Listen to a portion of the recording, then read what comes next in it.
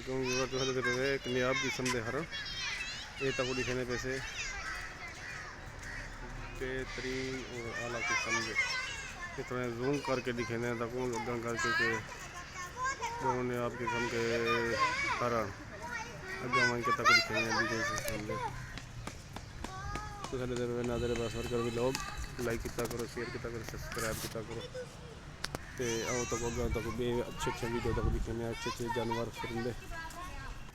निगरामा खुलाने बड़ी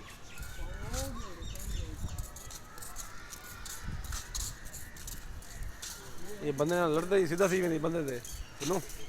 बंदे से सीधा लड़ते ही चाटा मरे नहीं बंदे को मैं दूसरा दिन वीडियो डिटी करना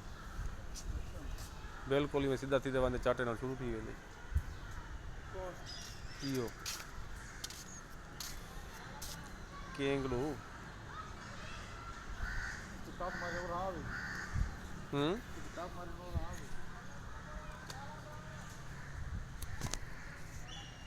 कैंगरू तक दिखा के से हों जोल के तक बैशा दिखाने से ये सही नयाब मोर आखिरी आप मोर नज़र आए ये खड़े थे तक थोड़े जूम करके दिखाने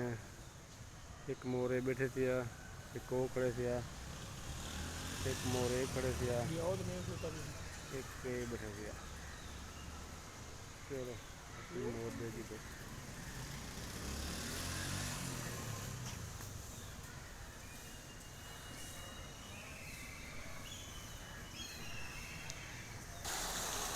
दरियाई घोड़ा ओए आंखें खोली अपनी आंखें खोली हाँ तो फिर अंदर चलाइए बिल्कुल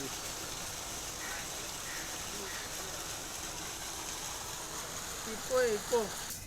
ये जी छोटे बंदर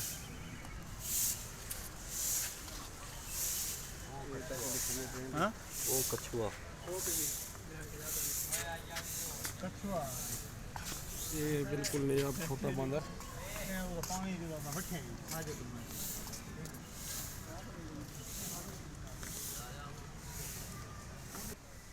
ये तो सब लोग कछुआ पहले मुंह दिखाई देगा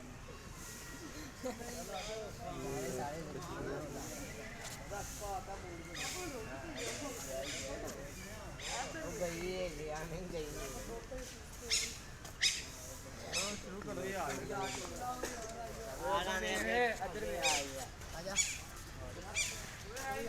कछुआ